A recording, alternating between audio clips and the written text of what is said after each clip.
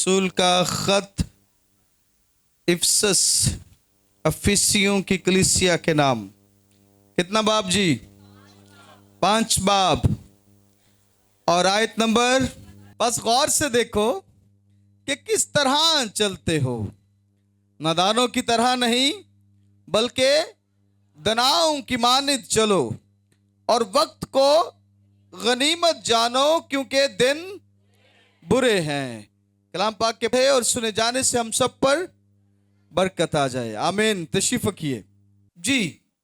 बड़ा जबरदस्त मैसेज आज मुझ तक पहुंचा है और हम खुदा के रूह के वसीला से सुनेंगे।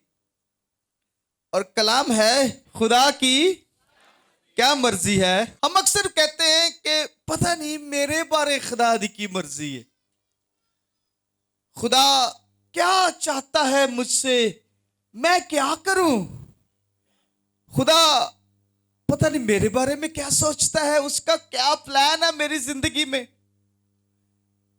तो आज मैं और आप मिलकर सीखेंगे कि खुदा की हमारी जिंदगी में मर्जी क्या है। अगर हम इस कलाम मुकद्दस को पढ़ना शुरू कर दें तो 90% आपको पता चल जाएगा कि खुदा की आपकी जिंदगी में मर्जी क्या है। अगर आप सिर्फ इस कलाम मुकद्दस को पढ़ना शुरू कर दें तो कलाम की पहली आयत हमने देखी, और क्या है जी उस आयत में? बस गौर से देखो कि किस तरह चलते हो, नादानों की तरह नहीं बल्कि दनाओं की मानित चलो, और वक्त को गनीमत जानो क्योंकि दिन बुरे हैं। बस गौर से देखो कि किस तरह चलते हो। बस गौर से देखो अपने आप को कि किसी को। हाँ बाजियां मुझे देख रही है? हाँ बोलना भी है साथ साथ। बस गौर से देखो। किसको देखो? अपने आप को देखो। अपने आप पर गौर करो कि मैं कैसे चलता हूं। और कलाम आपके बारे में बयान करता है। कलाम मुकद्दस में कहीं नहीं है कि वो आपसे कहे दूसरे को देखो कि ये कैसे चलते हैं, क्योंकि दूसरे को देखने का मतलब है उसकी जजमेंट, उसकी अदालत, और अदालत का इख्तियार सिर्फ और सिर्फ मेरे यीशु के पास है। Nobody else have the authority to judge someone. किसी के पास अथॉरिटी नहीं है कि वो यूं करके कहे तू क्या करता है। और कलाम क्या फरमाता है? बस गौर से देख कि तू कैसे चलता है, किस तरह तू जिंदगी गुजार रहा है। अब आगे वजाहत होती है किस तरह जी? नादानों की तरह नहीं बल्कि दनाओं की मानित चल। नादानों की तरह जिंदगी मत गुजार बल्कि दनाओं की मानित जिंदगी गुजार। दना किस तरह से जिंदगी गुजारता है? कलाम में लिखा है नादान अपना घर रेत पर बनाता है। मेरे साथ है? नादान अपना घर कहां बनाता है? रेत पर। और दना कहां बनाता है? चट्टान पर। जब पानी आया तो किसका घर बच गया?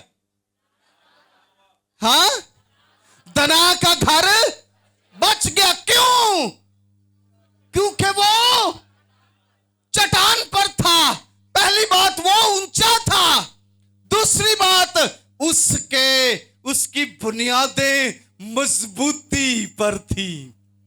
हाँ जिस तरह पहाड़ मजबूत था, पहाड़ हिल नहीं सकता था, वैसे ही उसका घर भी हिल नहीं सकता था। और दूसरी तरफ अगर हम देखते हैं कि हम नादान का घर देखते हैं और उसकी बुनियाद किस पर है? रेत पर। पानी आया, रेत के ऊपर पड़ा और रेत को साथ ले गया, ते घर ढम, हाँ, घर गिर गया। खुदा कहता है नादानों की तरह ना चल, बल्कि किस तरह चल? दनाओं की तरह जिंदगी बसर कर। तेरे एक एक काम से लगे कि तू दना है, और एक एक काम से पता चले कि ये जो दनाई है ये इलाही दनाई है, ये आम दनाई नहीं है, ये आम विजडम नहीं है, बल्कि ये आसमान के खुदा से आई हुई दनाई तुझ तक पहुंची है। इसलिए तूने अब जो जिंदगी गुजारनी है वो खुदा के बेटे यीशु पर ईमान लाकर गुजारनी है। इसलिए अब जो तू जिंदगी गुजारेगा वो यीशु पर ईमान लाने से गुजारेगा। दनाओं की तरह चल, नादानों की तरह वक्त को गनीमत जान ले, क्योंकि दिन बुरे हैं। The time is very crucial. दिन बहुत बुरे चल रहे हैं, आपको उसको देख के चलना है, टाइम पीरियड के हिसाब से चलना है। आइए आज हम देखते हैं कि किन बातों से हम जानेंगे कि खुदा की मर्जी है। आमीन। सबसे पहले देखते हैं कि हमारे साथ निकाली गई पहला तिमोथियस 2 बाब उसकी 4 आयत देखते हैं। सब आदमी क्या पाए जी? क्या है खुदा की मर्जी? शाबाश, बोले बोले जरा कि सब आदमी, सब लोग निजात पाए। ये क्या है खुदा की? ये खुदा की मर्जी है कि सारे लोग जितने रोए जमीन पर मौजूद हैं सब निजात पा जाए। ये खुदा की मर्जी है। हम पूछते हैं कि पता नहीं कोई ਜਦੋਂ तक मैनू उत्तों आन के बपतिस्मे दे बारे नहीं कहेगा ते मैं तो नहीं जलाना। खुदा क्या चाह रहा है? तिमोथियस के खत में खुदा क्या कह रहा है? सब आदमी, ये खुदा की क्या है जो अभी तक इस बात पर स्टक है कि मैनू आसमान तो खुदा ही आके कहेगा या अपना मुकरब फरिश्ता मेरे वास्ते भेजेगा, ओ दी गल मैं सुन। तो मैं कहता खुदावंद मिकाइल नू फिर भेजी, जेड़ा आन के इनू पूछे भी ते फिर इनू दसे भी। हाँ, खुदा की क्या मर्जी है? सब आदमी निजात पाए। सुन लीजिए इस बात को, खुदा की ये मर्जी है कि मैं निजात पा जाऊं। खुदा की ये मर्जी है कि आप निजात पा जाएं। ये खुदा की पहली अवलीन मर्जी है। हमारे साथ निकालेगा 2 पत्रस 3 बाब 9वीं 10वीं आयत देखते हैं। खुदावंद अपने वादा में देर जैसी देर बाज लोग बल्कि तुम्हारे बारे में तहम्मुल करता है, इसलिए कि किसी की हलाकत, बल्कि ये चाहता है कि सबकी तौबा तक। खुदा तहम्मुल करके बैठा है। बसकत लोग कहते हैं खुदा ने ऐसी रस्सी ढिली कर देती है ना, वो तहम्मुल करके बैठा हुआ है, आपका इंतजार कर रहा है, आपको कुछ कह नहीं रहा, क्योंकि वो चाहता है कि आपकी नौबत कहां तक पहुंचे आप। और इससे पहली आयत में क्या कलाम फरमाता है कि खुदा क्या चाहता है? तमाम आदमियों की निजात हो। याद रखिए, जब खुदा ईमानदार की बात करता है, खुदा भाई की बात करता है तो ईमानदार की बात होती है, लेकिन जब खुदा आदमियों की बात करता है तो वो तमाम कौमों की बात करता है। वो गैर कौमों के बारे में बातचीत हो रही होती है। और कलाम क्या फरमा रहा है कि यहां पर खुदा चाहता है कि तमाम आदमियों की, पर दूसरी आयत में कलाम क्या कहता है कि सबकी तौबा तक नौबत पहुंचे। खुदा की पहली मर्जी है कि आप तौबा करें। खुदा की पहली मर्जी है कि आप निजात याफ्ता हो। खुदा की पहली मर्जी है कि आप निजात पाकर उस जैसे हो जाएं। खुदा ने कभी भी अपने और अपने लोगों के दरमियान में फर्क नहीं रखा।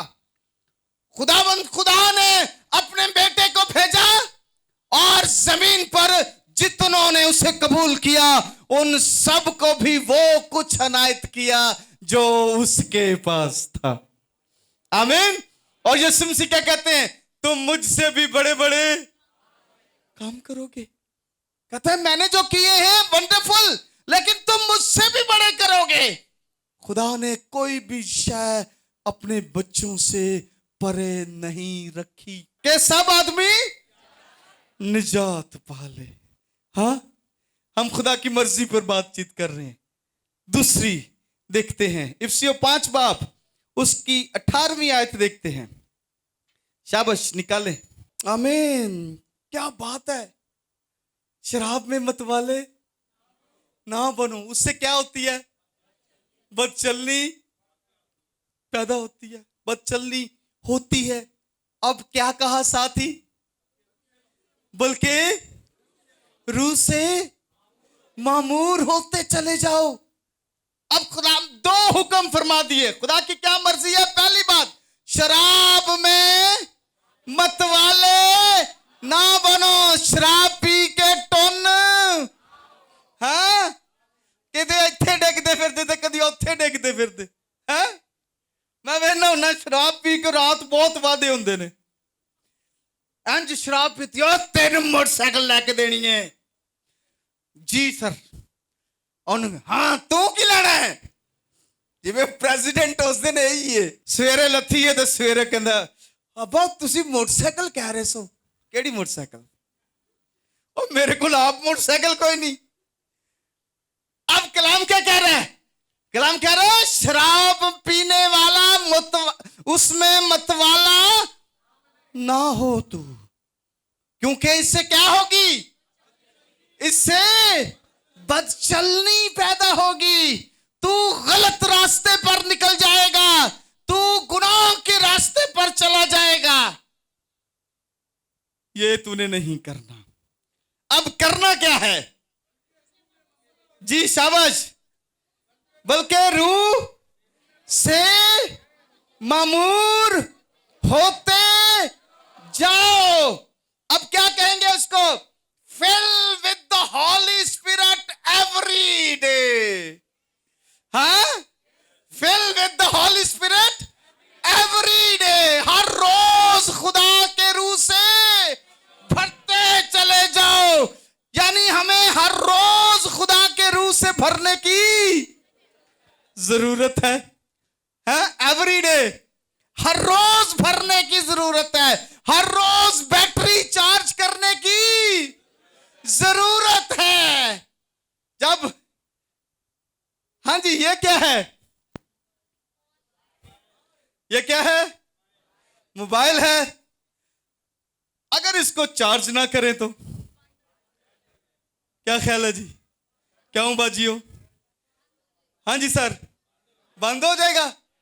चार्ज नहीं की तक चलो अच्छा यार मोबाइल ले लिया, कंपनी तो चार्ज होके आ गया ते इंज करने हुण पूरी जिंदगी चार्ज ही रहेगा। कुछ लोग इंज भी कहते जे, कहते एक बारी रूह नाल भर गए हुण पूरी जिंदगी रूह नाल ही भरे। हाँ जी, इहनूं इस्तेमाल करने ते फिर की हो जाता है? फिर खाली हो जाता है। फिर की करने फिर चार्ज करने। चार्ज तो ला दो भाई, मेरा फोन बंद ना हो जाए। चार्ज हो गया, फिर की कर रहे हैं? फिर यूज कर रहे हैं। फिर खत्म हो गया, फिर की कीता? ते साड़ी बैटरी किवें चार्ज होएगी? शाबाश सर, ਸਾਡੀ ਬੈਟਰੀ ਅਸੀਂ ਰੂਹ ਨਾਲ ਕਿਵੇਂ ਭਰੇ ਜਾਵਾਂਗੇ? ਦੁਆ ਨਾਲ। ਤੇ ਜੇ ਦੁਆ ਕਦੀ ਕਦੀ ਕਰਨੀ ਹੈ ਜੀ, ਗੌਰ ਕਰਨਾ ਮੇਰੇ ਨਾਲ, ਤੇ ਦੁਆ ਕੀਤੀ ਹਫਤੇ ਬਾਅਦ ਤੇ ਬੈਟਰੀ ਜਿਹੜੀ ਇੰਜ 100% ਕਿੰਨੀ ਪਰਸੈਂਟ ਭਰੀ ਹੋਏਗੀ? 2% ਤੇ ਪੁਲਿਸ ਆ ਗਿਆ ਤੇ ਦੁਆ ਕਰਨ ਲੱਗ ਤੇ ਬੈਟਰੀ ਗਈ। ਬੈਟਰੀ ਗਈ ਤੇ ਫਿਰ ਕੀ ਹੁੰਦਾ? ਫਿਰ ਚਪੇੜਾਂ ਪੈਂਦੀਆਂ ਨੇ। ਹਾਂ, ਇਧਰੋਂ ਆ ਰਹੀ ਹੈ, इधरों आ रही है। मामूर, रूह से मामूर होते चले जाओ। fill your batteries, fill your divine batteries, fill your Holy Spirit battery। उसको भर के रखो इंज 100% टकाटक इस तरह करके फिल होवे ते जदों लोड़ पवे ते विचों अग ही निकले इंज करके। हाँ, ਐਵੇਂ ਨਹੀਂ ਬਦਰੂਆਂ ਕਹਿੰਦੀਆਂ ਪਾਦੀ ਸਾਹਿਬ ਤੁਸੀਂ ਉੱਥੇ ਬੈਠੇ ਰਹੋ, ਅੱਗ ਨਿਕਲਦੀ ਪਈ ਉਹਦੇ ਤੁਹਾਡੇ ਚੋਂ ਮੈਨੂੰ ਅੱਗ ਲੱਗਦੀ ਏ। ਐਵੇਂ ਨਹੀਂ ਕਹਿੰਦੀਆਂ, ਬੈਟਰੀ ਭਰੀ ਹੋਈ ਹੁੰਦੀ ਏ। ਉਹਨੂੰ ਇੰਨਾ ਕੁ ਪਾਦਰੀ ਸਾਹਿਬ ਭਰ ਦਿੰਦੇ ਨੇ ਉਸ ਬੈਟਰੀ ਨੂੰ ਪਾਕ ਰੂਹ ਦੀ ਹਜ਼ੂਰੀ ਦੇ ਨਾਲ, ਤੇ ਸ਼ੁਕਰਿਓ ਇਹ ਉਹ ਬੈਟਰੀ ਜਿਹੜੀ ਫੁੱਲਦੀ ਨਹੀਂ। ਤੇ ਜਿਹੜਾ ਇਮਾਨਦਾਰ ਫੁੱਲ ਜਾਂਦਾ ਹੈ, और करे यहाँ पर भी एक बड़ी अहम बात है, जेड़ा ईमानदार फुल जाता है। बैटरी फुल गई था, हाँ जी, हाँ भी जवानों, शेर साहब को बिजनेस है गए, हाँ जी, अगर बैटरी फुल गई ते खराब हो गई, किसे ना काम दी। हाँ, ईमानदार दी बैटरी गई फुल, सुन लो मेरी गल ईमानदारो, ते तुसी किसे काम दे नहीं हो। इसे गल नूं पलूस कहंदा है मैं मुक्के मार मार अपने आप को सही रखना वा। मैं क्या करता हूं? मुक्के मारता हूं ताकि मेरी बैटरी फुल ना जावे ते मैं नकारा ना हो जावा। ईमानदारों, अपनी बैटरी को फिल रखें, लेकिन कभी भी उसको फूलने ना दें, क्योंकि ये फूलना आपकी मौत है। और जब हम फूल गए तो फिर असी किसी ने बंदा नहीं समझते। हूं मौजज़े मैं कीते ने, शिफावा वो मैं दित्तियां ने, पद सब कलाम बहुत अच्छा सुनाया, वो मैं सुनाया, बस बहुत अच्छा कलाम। कैसा सुनाया कलाम? मैं सुनाया। Who you are? कलाम तो आसमान से उतरा, पहुंचाया हमें पाकरू ने, ते भाजी तेरा की अमल दखल है? तू एवं तिड़िया, तेरा की अमल दखल है? तू बर्तन है, और बर्तन बर्तन रहे तो अच्छा है, क्योंकि बर्तन के अंदर जो चीज डाली जाती है उसकी वैल्यू होती है। बर्तन की वैल्यू नहीं है। बर्तन तब वैल्यूएबल है जब उसके अंदर खुदा आ जाए, जब उसके अंदर हजूरी आ जाए, जब उसके अंदर यीशु आ जाए, जब उसके अंदर मसा आ जाए, जब उसके अंदर पकड़ू काम करना शुरू कर दे। The vessel is important at that time।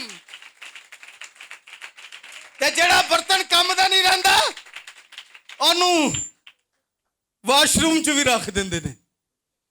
मेरी गल समझ रहे हो? वो वाशरूम च भी चला जाता है। ते इज्जत दा बर्तन वही है जेड़ा खुदा दे हथ दे थले रवे। हालेलुया।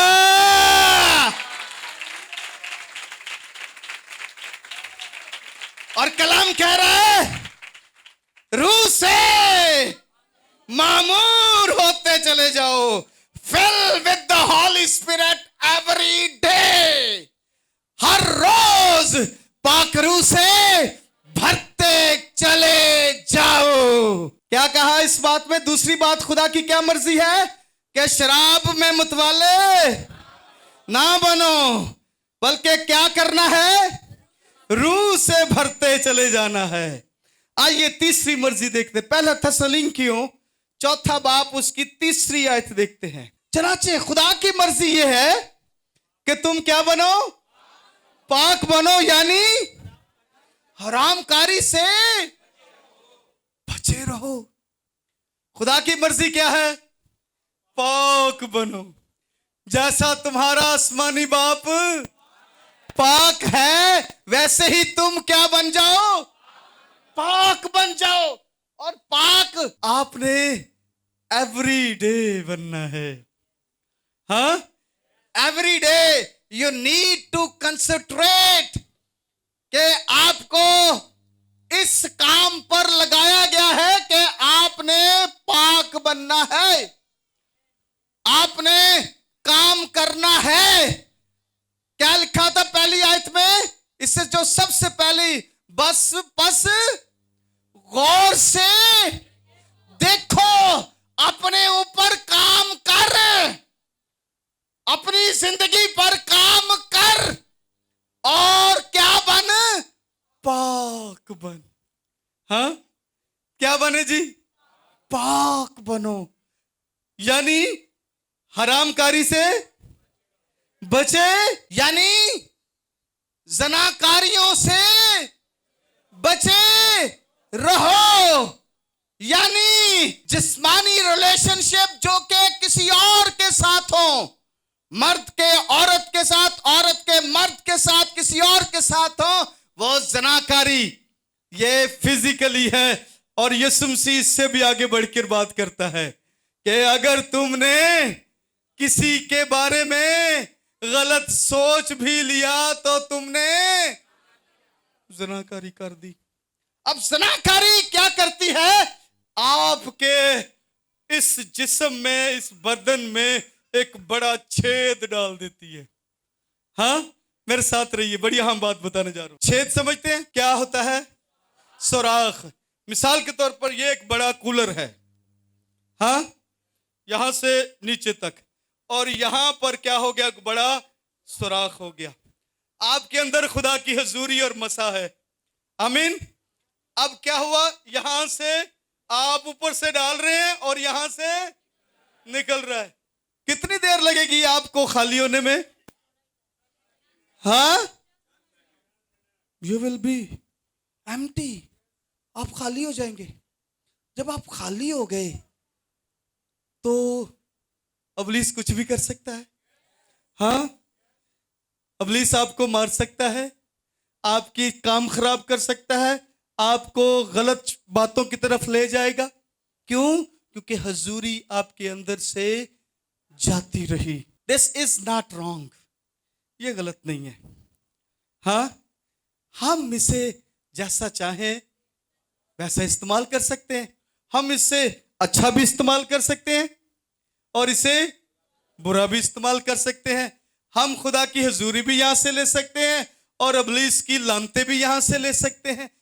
वी हैव, हमारे उंगलियां बताएंगी कि हम किस तरफ जा रहे हैं और इससे बढ़कर किस शय का आप पर असर है, आपके ऊपर इन्फ्लुएंस किसका है। अगर तो इब्लीस का है तो इब्लीस की करेगा? बाइबल पढ़, पहले बाइबल पढ़ फिर कोई और काम करांगे। नो, वो आपने फोन पकड़ना है तानू उन्हें ले जाना है, दूजे पासे ले जाना है। चल यार फलाना गाना है वो सुनने चल के। हाँ, आपके ऊपर जिसका असर है वो काम करना शुरू कर देगा। आपके ऊपर पाकरू का असर है तो पाकरू आपको किधर ले जाएगा? बाइबल की तरफ ले जाएगा, कलाम की तरफ ले जाएगा, सच्चाइयों की तरफ ले जाएगा। और अगर इब्लीस का असर है तो वो किसी और की तरफ ले जाएगा, टिकटॉक की तरफ ले जाएगा, किसी और की तरफ, स्नैपचैट की तरफ, हाँ, फेसबुक, और भी मैंने नहीं आते नहीं यार। He will just mould your direction, आपकी डायरेक्शन उधर चली जाएगी। क्यों? क्योंकि असर जिस चीज का है वही काम करना शुरू कर देगा। जी, तो क्या कहता है?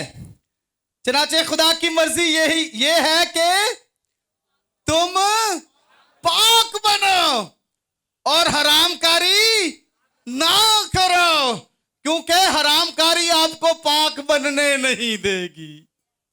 इससे आप पाक नहीं रहोगे। आपको अगर पाकीज़ा रहना है तो हरामकारी, ज़नाकारी, ये आपकी जिंदगी से दूर होनी चाहिए और आप पाक बनते चले जाएंगे। डे बाय डे पाकरू से मामूर होते चले जाएंगे। डे बाय डे आप खुदा की हजूरी से भरते चले जाएंगे, क्योंकि गुनाह हमारे इस बदन में, इस बर्तन में सुराख कर देता है। मेरे साथ है? बर्तन में क्या कर देता है? सुराख कर देता है और हमारा मसा जाया होना शुरू हो जाता है। और जैसे ही हम गुनाह से दूर होते हैं, हमारा बर्तन कंप्लीट हो गया। अब जो कुछ भी आसमान से आएगा वो कहां ठहरेगा? वो हमारे बर्तन में, हमारे अंदर ठहरेगा। और जैसे जैसे हम खुदा के करीब होते चले जाएंगे, दुआ करते जाएंगे, बर्तन भरता चला जाएगा। हाँ, मेरे साथ है? इसे अगले लेवल पर भी लेके चलता हूं कि बर्तन भरता चला गया, बर्तन भरता चला जा रहा है और बर्तन क्या हो गया? फुल हो गया। मेरे साथ रहिए, बड़ी बरकत वाली बात है। जब बर्तन फुल हुआ तो ऊपर से फिर भी आ रहा है, फिर क्या होगा? फिर लबरेज हो जाएगा। फिर क्या होगा? फिर बाहर गिरना शुरू होंगे और तब ऐसा होगा कि आप जा रहे होंगे और लोग शिफा पा रहे होंगे। ऐसे ही नहीं, पतरस को कहते थे कि पतरस के साए से भी लोग शिफा पाते हैं। उसकी अंदर की टर्मिनोलॉजी ये है कि जब वो इतना भर गया कि ऊपर से हजूरी गिरना शुरू हो गई और अब लोगों को नहीं पता लग रहा। वो यही सोच रहे हैं, वो पतरस ने साए से शिफा पा रहे हैं, लेकिन उनको क्या पता उसके अंदर से ओवरफ्लो होकर खुदा की हजूरी लोगों पर गिर रही है। आइए बढ़ते हैं, चले जी। जी क्या बने जी? खुदा की मर्जी है। इब्रानियों 12 बाब 14 वार्निंग देखते हैं जी। वार्निंग देखें जी, कलाम हक वार्निंग दे रहा है।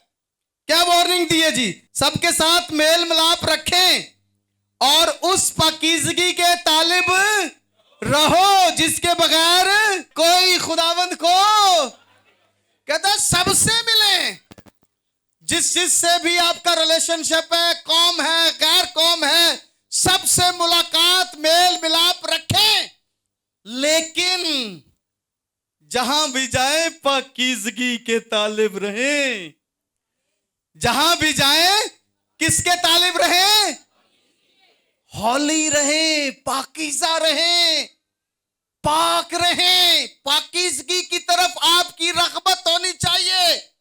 जहां भी जाएं, कौम से मिले, ईमानदार से मिले, गैर ईमानदार से मिले, गैर कौम से मिले, कुछ भी हो, मुलाकात, मेल मिलाप, फेलोशिप रखें, लेकिन पाकीज़गी के तालिब रहें। क्योंकि ये पाकीज़गी क्या करेगी? बड़ा काम करती है ये जी। ये पाकीज़गी जिसके बगैर कोई खुदा को देख नहीं सकता। पाकीज़गा शख्स खुदा को देखेगा। हाँ, यसाया खुदावन के पास गया और खुदा को देखा। ऐसा ही हुआ। हम पाकीज़ा होंगे तो खुदा को देख सकेंगे। जहां पर भी जाएं, मेल मिलाप रखें, लेकिन आप पाकीज़गी के तालिब रहें। पाकीज़गी की तरफ आपने भागना है, ना पाकीज़गी या गंदगी की तरफ आपने नहीं भागना, क्योंकि आपके अंदर जो है वो पाकीज़ा खुदा है। आपके अंदर जो है वो पाक खुदा है। आपके अंदर हॉली गॉड है और उसको क्या चाहिए? उसको पाकीज़गी चाहिए। हाँ, कभी इब्लीस का देखा? वह गंदी बदरू है, गंदीले, वो किधर रहते हैं? वो गंदगी में रहते हैं। हैं? उन्होंने साफ जगह से बहा दो तो नाश कर रहे हैं। ये नहीं ठीक, मेरा दम घुटदा है, मैनू बो आंदी, चलो किथे चलिए? गंद च चलिए। गंद है वो। हाँ, और कलाम क्या कहता है? आसमान से उसे गंदगी की तरह जमीन पर फेंक दिया गया। और जो उस जैसे बन जाते हैं वो गंदगी पसंद करते हैं, गंदे लोग पसंद करते हैं, गुनाह वाली जिंदगी पसंद करते हैं, कोई होश नहीं है, शराब में मतवाले हैं और गुनाह पर गुनाह करते चले जाते हैं। खुदा कहता है पाकीज़गी के तालिब रहो। और अभी हमने जो आयत पढ़ी, क्या वार्निंग दिया खुदा ने? पाकीज़गी के तालिब रहो जिसके बगैर कोई खुदावंद को ना देखेगा। क्यों जी? कोई मशवरा है? सॉलिड बात की जा रही है। खुदा सच्ची बात, ऐसे खरी बात आपके साथ कर रहा है। कहता भाई पाकीज़गी के बगैर कोई खुदा को नहीं देख सकता। हमें क्या रहना है? पाकीज़ा रहना है। आइए एक और की तरफ बढ़ते हैं। पौलुस रसूल का खत इफिसस की कलीसिया के नाम 5वां बाब 21वीं आयत। मसीह के खौफ से एक दूसरे के ताबे रहो, एक दूसरे के रवैयों के ताबे रहो। हम ताबे रहना पसंद नहीं करते। हम में से बहुत सारे लोग हैं वो ताबे नहीं रहना चाहते। और यीशु मसीह क्या कहते हैं? जो तुम में बड़ा बनना चाहता है क्या बने? यही बात पौलुस यहां पर कह रहा है कि एक दूसरे के ताबे रहो। जब पतरस को पता चला कि ये काम करना, कहता हूं तू मेरे नुआ ही दे। नहीं, जो नहा चुका उसको जरूरत नहीं है। मेरे जीजो जान लीजिए इस बात को, ताबे रहना है, एक दूसरे से प्यार करना है, एक दूसरे की बर्दाश्त भी करनी है, एक दूसरे के रवैये को भी बर्दाश्त करना है। मसीहत में इस तकब्बुर की वैल्यू या जगह नहीं है। मैं तेन की समझना हूं? No, this is not place in the Christianity. मसीहत में इसकी कोई वैल्यू नहीं है। मसीहत में क्या कलाम में लिखा है? एक दूसरे के ताबे रहो, एक दूसरे को प्यार करो, एक दूसरे की बर्दाश्त करो। मसीहत में खुदा ये चाहता है हमसे। और कलाम में लिखा है खुदा तकब्बुर का, मगरूरों का मुकाबला करता है। खुदा मगरूरों के मुखालिफ है, खुदा मगरूरों का मुकाबला करता है। आइए अगला एक और देखते हैं। पहला पतरस 2 बाब 13वीं आयत। इंसान के हर एक इंतजाम के बादशाह के इसलिए कि वो सबसे बुजुर्ग है। अगली आयत भी पढ़ दीजिए। और हाकिमों के इसलिए कि वो बदकारों की सजा और नेकोकारों की तारीफ के लिए इसके भेजे हुए हैं। आमीन। पतरस के खत में क्या लिखा है जी? इंसान के एक एक इंतजाम के ताबे रहें। आपके पास जो गवर्नमेंट आती है उसके ताबे रहें, अपने बादशाह के ताबे रहें, क्योंकि वो क्या है? वो बुजुर्ग है। आपका हाकिम, खुदा का कलाम क्या कह रहा है? वो क्या है? वो बुजुर्ग है। हाँ, चाहे जैसा भी हाकिम हमारे पास आ जाए, हमने क्या रहना है? हमने ताबे रहना है। क्यों? खुदावन की वजह से। इंतजाम घर पर जो बनाए जाते हैं उसके ताबे रहें। अगर हम घर पे इंतजाम के ताबे नहीं रहते तो हम उसके ताबे नहीं रहते तो हम उसकी वजह से हम सरकशी करते हैं। और कलाम क्या कहता है कि इंसान के हर एक इंतजाम के ताबे रहे। चर्च में जो असूल और ज़वाबत बनाए जाते हैं उनके ताबे रहें। ये खुदा का कलाम है। और इसी बात को पहले जो बयान किया गया कि एक दूसरे के ताबे रहो। खुदा की क्या मर्जी है? एक दूसरे के ताबे रहें। आइए एक और, पहला पतरस 2 बाब 20वीं आयत। क्या पसंदीदा है जी? नेकी करके दुख पाते और सब्र करते हो तो ये खुदा की पसंदीदा है।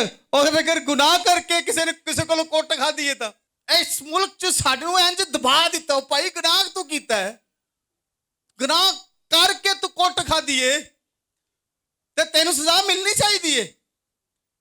खुदा कहता है ये गुनाह करके अगर तेरा ये रवैया है कि गुनाह करके तूने मार खाई है तो फिर मेरे को अजर कोई नहीं। ते जे अगर नेकी करके तूने मार खाई है तो फिर ये मेरे नजदीक पसंदीदा है। खुदा की मर्जी क्या है कि आप क्या करें? आप नेकी करें। खुदा की मर्जी है ये। और खुदा की मर्जी क्या है? अगर हम पहले तसल्लिकियों 5वां बाब 17 आज देखें तो खुदा की मर्जी है हर एक बात में शुक्रगुजारी करो, क्योंकि यही मर्जी है। खुदा की क्या मर्जी है? हम क्या करें? हम शुक्रगुजारी करें। खुदा की मर्जी है। खुदा अपनी मर्जी आप पर जाहिर कर रहा है। खुदा आपको बताना चाहता है कि वो आपसे क्या चाहता है। शुक्रगुजारियां चाहता है। खुदा आपको कहता है कि शुक्रगुजारियां करो। खुदा, मुझे याद पड़ता है कि लास्ट ईयर जब हमने पूरे साल की शुक्रगुजारी की थी, हाँ मेरे साथ है, हमने यहां पर पूरे साल की, मुझे खुदा के रूह ने कहा और हमने पूरे साल की शुक्रगुजारी की कि पूरे साल खुदावंद तूने हमें संभाले रखा, हमें बरकत दी, हमें ब्लेस किया थ्रू आउट द ईयर। तूने हमें इतनी बरकत दी, सेहतमंद तंदुरुस्त रखा। और पूरा चर्च यहां पर खुदावंद के हुजूर हदिये लेकर आया और हम सब, सारा चर्च विद मी, हम यहां पर खुदा के हुजूर झुके हुए हैं। सब ने सिजदा किया खुदावंद को और खुदावंद से कहा, खुदावंद तेरा शुक्र हो, तूने पूरे साल हमारी हिफाजत निगहबानी की, हमें बरकत दी। ये पूरे साल की शुक्रगुजारी है। और मैं आपको बताना चाहता हूं क्या हजूरी थी खुदा की, क्या खुदा मौजूद था। ओ माय गॉड, इतनी स्ट्रॉन्ग प्रेजेंस मैंने आज तक नहीं देखी थी। और खुदा खुश हुआ कि पूरे साल की खुदा के लोगों ने शुक्रगुजारी खुदा के हुजूर चढ़ाई है। और इसके बाद खुदावंद कहता है कि अपनी सारी दायकी, पूरी दायकी मेरे घर लेकर आ। ज़ख़ीरा खाना में मेरे एक दोस्त थे, तो वो हॉस्पिटल में काम करते थे। तो मैं उससे पूछा, मैंने कहा आप दायकी देते? कहते जी जी सर। मैंने कहा अच्छा कैसे? कहते मैं दायकी निकालता हूँ, उसमें से कुछ मैं किसी को गरीब की मदद कर दी, कुछ बेवा को दे दी, किसी ने दवाई ला दी थी, ते कोई बच जान तो चर्च भी दे दी देने। तो क्या ये कलाम के मुताबिक ठीक है? जी। क्या कोई खुदा को ठगेगा? पर तुम मुझे ठगते हो। हाँ जी सर। पूरी दायकी, ना 1000 रुपये ना 2000, जिन्नी तेरी आमदन है ओदी तेरी दायकी जड़ी निकलेगी वो कहां लानी है? जखीरा खाना में लानी है। और जखीरा खाना कहां है? अस्पताल, बेवा, गरीब। कौन है जखीरा खाना? हैकल, खुदा का घर। और खुदा क्या कह रहा है कि पूरी दायकी कहां लानी है? मेरे जखीरा खाना में लानी है। रब्बुल फाज फरमाता है, हाँ, ना मैं, ना पादी साहब, ना नाजम साहब, ना कोई एमपीए ते ना कोई एमएनए ते ना कोई वजीर साहब। कौन फरमा रहे हैं? रब्बुल फाज फरमा रहा है। आमीन आमीन। उसके हुजूर पूरी दायकी पहुंचाए, जखीरा खाना पहुंचाए। आपको अच्छा लगता है किसी बेवा की मदद करना? खुदा से कहें, ही विल गिव यू, वो आपको देगा और आप वहां से करें। लेकिन अगर आप खुदा के 10वें हिस्से से किसी बेवा की, किसी गरीब की, किसी दूसरे की, किसी तीसरे की मदद करना चाह रहे हैं तो ये आप गुनाह कर रहे हैं। हम अपनी तरफ से कह रहे हैं कि हम तो अच्छा काम कर रहे हैं ना जी, लेकिन खुदा कहता है भाई ये जो 10वां हिस्सा है ये तूने मेरे घर पहुंचाना है। यहां अब तरीकाकार क्या होता है? तरीकाकार ये होता है यहां से खुदा ने आगे लोगों की मदद के लिए चर्च को मखसूस किया हुआ है। यहां से खुदा चर्च के जरिए से अपने लोगों की मदद करते हैं। जो बेवा हमारे पास है हम उनकी मदद करते हैं, जो गरीब हमारे पास है हम उनकी मदद करते हैं, जो दूसरे लोग हैं उनकी यहां से चर्च मदद करता है। This is the system of God. यह खुदा का सिस्टम है और खुदा इस तरह से चलता है। और कलाम में क्या लिखा है? नादानों की तरह नहीं बल्कि दनाओं की मानिद चलो और खुदा की मर्जी पूरी करें। आपने अपना काम किया, आप खुदा के घर ले आए, आपकी ड्यूटी खत्म। अब खुदा की ड्यूटी शुरू हो गई कि अब उसने आपके रुपए पैसे को कैसे इस्तेमाल करना है। और किसके साथ जी? पूरी दायकी। आप पेंशन लेते हैं, पूरी दायकी पहुंचाएं। आप सैलरी लेते हैं, पूरी दायकी पहुंचाएं। आपको सपोर्ट आती है, पूरी दायकी उसकी निकाल लें। आमदन आपके पास आ रही है ना जी, जो कहीं से भी आपको इनकम आ रही है आप उसकी दायकी निकाल लें और खुदा के घर पहुंचाएं। खुदा आपको इसके इव्ज बरकत देगा। और खुदा क्या करे? आसमान के दरीचे खोल के बरकत दूंगा और इतना दूंगा कि तेरे पास रखने के लिए जगह ना रहेगी। आपको करना है, अगर आपने खुदा के हुजूर मकबूल ठहरना है और अगर आपने खुदा की मर्जी पूरी करनी है। और हम कहते पता नहीं की खुदा दी मर्जी है, तो मैंने कुछ निकाल कर आपकी मदद की है कि आपको पता चले कि खुदा की मर्जी क्या है आपकी जिंदगी में। इसलिए इस मैसेज को साथ लेकर जाइए और खुदा की मर्जी अपनी जिंदगी में पूरा करना शुरू कीजिए। God bless you.